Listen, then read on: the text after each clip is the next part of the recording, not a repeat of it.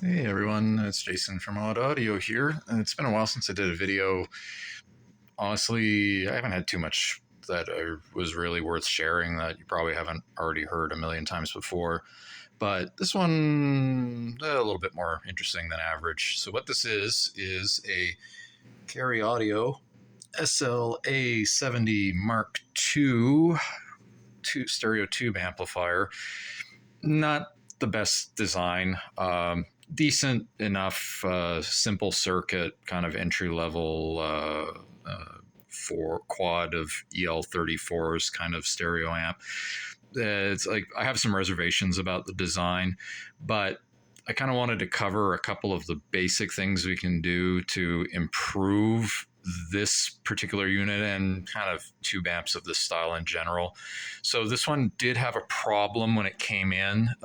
These dropping resistors here, which are in the B plus supply that's going to the driver tubes, which in this model is their 6 SL7s, not 6 SN7s, 6 SL7s. And one of them was half burned out and was like, they're supposed to be 0.47 ohms, and one was half burned and was I think around 50k, so it was dropping like an extra 100 odd volts going into that circuit. So it still had enough voltage at the plate to work, but it was not right. So that was the main issue that we had. While we're in here, I replaced the coupling caps with some of my go-to Jensen Superiors, which are like one of my favorite all-rounders for not a ton of money. They're, they run about 15, 20 bucks each, and they actually sound really good. One thing that I've started doing on pretty much anything too, because nowadays we can get actually decent sized film caps for not crazy money. So I replaced the cathode bypass caps with film, because usually you'd run like 100 microfarad electrolytic here, or sometimes they're bigger, but usually 100 is enough to fully bypass a cathode in a preamp or in a power amp. And yeah, it's super easy to get a 100 microfarad film cap rated for 63 volts. These only see about 28 to 32, something around 30 volts. So perfectly fine, even though that's way lower voltage than you're used to seeing in a tube amp.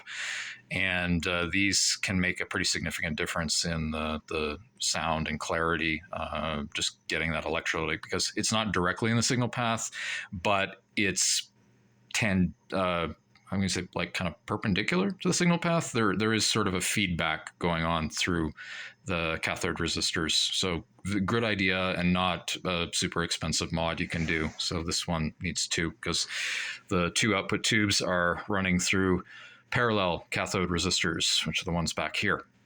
Other than that, I added some variable resistors to the plate supply resistor circuits on the driver tubes to allow me to adjust AC balance. This is a good idea on a push-pull driver. In this case, the driver tubes that were in it, one had a really weak triode, and even with this, I wasn't able to adjust it. So I told the customer, okay, you got to get a new set of driver tubes. One side was good, the other side really imbalanced. But just to be able to make that fine adjustment and get the driver balance just so, that can make a big difference in the sound staging and the imaging, and because you're reducing the distortion at the driver stage for a push-pull circuit. So that's a cheap, easy mod that you can do to pretty much any driver, is just add these in line, so in series, I should say, with the plate supply resistors on the two halves of the triode, or the two triode halves. But something to note, these giant filter caps at the back here, so these are for the main B plus supply.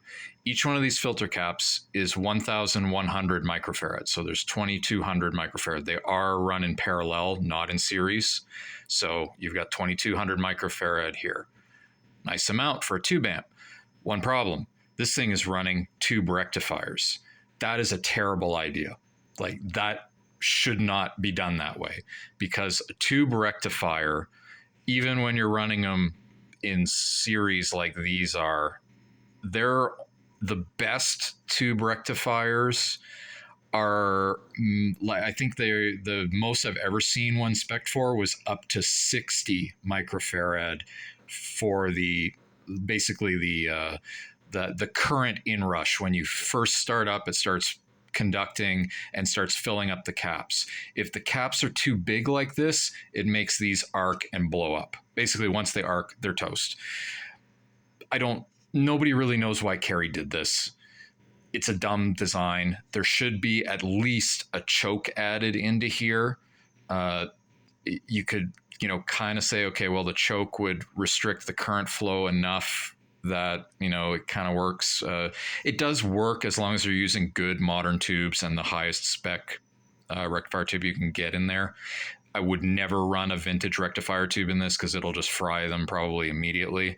So it's like, yeah, they're out there, they're running, it seems to work, but it's not proper design. So this is a very, very good candidate to run solid state rectification.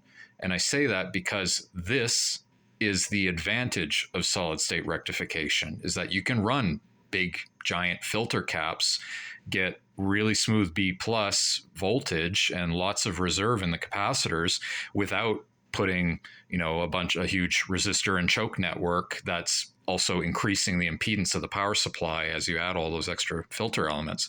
This is the best way to do tube power, even though a lot of people prefer the sound of tubes, but as rectifiers.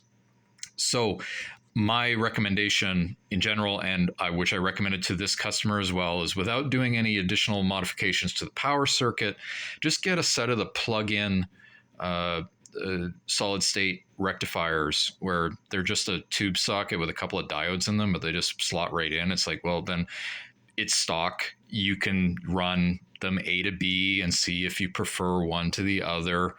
And, see, like, can you hear the differences in the sound? You probably notice it in the bass, if anything. And without it doing any additional modifications. The other way is, like, if you want to make it permanent, well, you're just going to take a couple of diodes and run them across here. It's really that simple. So that's what I would recommend in general for these Carys. Basically these essential mods gives you a little bit more adjustability, better performance without spending a ton of money. I mean, even these filter caps, or these coupling caps, optional. But I would say, at least do these guys, the cathode bypass caps. If you know how to adjust AC balance, at least have an oscilloscope, if not a distortion analyzer. Add some variable resistors so that you can adjust the AC balance, and watch out for that rectifier design in those giant filter caps.